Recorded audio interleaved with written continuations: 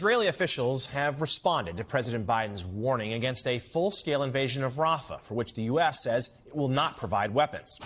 Speaking to an Israeli news channel, Israel's ambassador to the United Nations deemed the decision frustrating and suggested that it was the result of domestic pressure.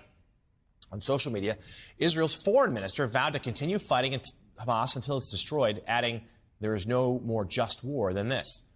However, certain members of Israel's government reacted with much harsher criticism. Israel's Minister of National Security posted this on social media, a tweet that reads, "Hamas heart Biden." His office did not immediately respond to a request for further comment from NBC News. In a thread also on X, Israel's finance minister suggested the president has set in place an arms embargo while vowing to achieve complete victory despite President Biden's pushback. Speaking with Dr. Phil yesterday in Israel, Netanyahu had this to say about Biden's stance. I've known Joe Biden for many years, 40 years and more. We often had our agreements, but we've had our disagreements. We've been able to overcome them. I hope we can overcome them now, but we will do what we have to do to protect our country, and that means protect our future. And that means we will defeat Hamas, including in Rafah. We have no other choice. I think right-minded people, rational-minded people understand that we don't have a choice, but there's strong opposition. I've said in the Holocaust memorial service that we had the other day, I said in the Holocaust we stood alone, but we were defenseless. And today, if Israel has to stand alone, we'll stand alone. But we also know we're not alone because we have so many decent people everywhere who do support us, who do understand the truth. And we will defeat our enemies and we will secure our future.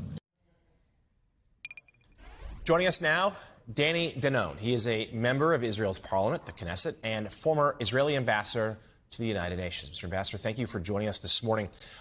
President Biden this week stressed that the U.S. would continue to send defensive weapons to Israel to replenish the Iron Dome and the like, but he's drawing the line about giving weapons that would be used for a full-scale invasion of Rafah. Let's get your own reaction to that. Jonathan, good morning. First of all, we are disappointed. We are in the middle of a tough war. We are being attacked by many fronts. From the north, Hezbollah, from the east, the proxies of Iran, and in the south, we're fighting Hamas terrorist organization. And we expect our allies to stand with us when we are in a war. So yes, we are disappointed. We still respect the president. We respect the friendship with the U.S. We will continue the dialogue with our colleagues in D.C. But at the same time, we have no other choice. So we cannot allow ourselves to stop the war now. And we are a little bit confused also, because President Biden said many times that Israel should finish the job and eliminate Hamas. So how can we do that with our hands tied behind our back? We cannot win the war without going into Rafah, without facing the Hamas battalions who are still there. We have to do that. We have no other choice. So the U.S. has said that their concerns about the Rafah operation was that it has said that Israel has not provided any sort of plan to provide safety for the civilians there. Is there such a plan? And what is it? Absolutely. And that's a false assumption, because you look at the timeline. We have been in Gaza for 7 months. One of the reasons it's taking us so long, because we are very cautious. And before we operate, we allow the population to move to a different direction. And we have showed to our colleagues in the U.S. Very specific plans to allow a population in Rafah to move to other areas that we're prepared to accept them with the NGOs. And that's why we haven't started the attack there, because we will do that before we will attack Rafah. And what happened in the last few days, the U.S. changed the tone. If you look back, President Biden himself said, we want to see what you are planning to do in Rafah. We are not against the operation in Rafah. And all of a sudden, I think because of maybe domestic issues, the language changed, and all of a sudden we hear, don't go into Rafah. So on that note, lead national Security Communications Advisor John Kirby told reporters yesterday in a briefing that the administration believes that a major Rafah ground operation would actually strengthen Hamas's position at the negotiating table and not Israel's. What's your reaction to that? I beg to differ about that. Look we are facing now. We have more than 130 hostages. We don't know how many of them are alive, including 5 Americans, that no one knows what's happening to them as we speak.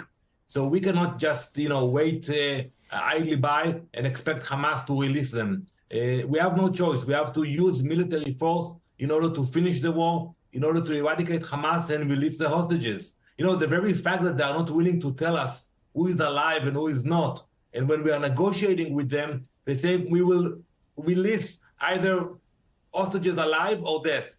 That's not acceptable. They don't have the decency of actually telling whom from the hostages is still alive.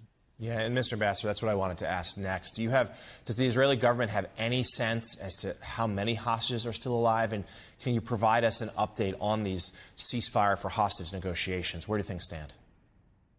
Well, that's very tough. When we signed the first agreement with Hamas last year, they promised to allow the Red Cross visitation to the hostages. It never happened.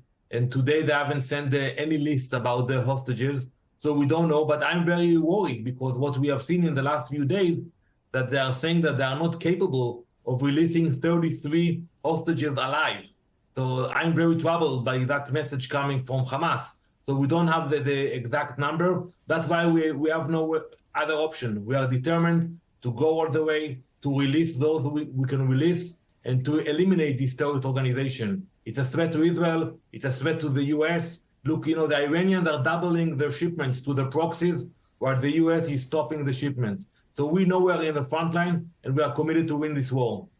Well, we certainly share the hope that those hostages are freed soon and returned to their families. Member of the Israeli Knesset, former ambassador Danny Danon, thank you for joining us this morning.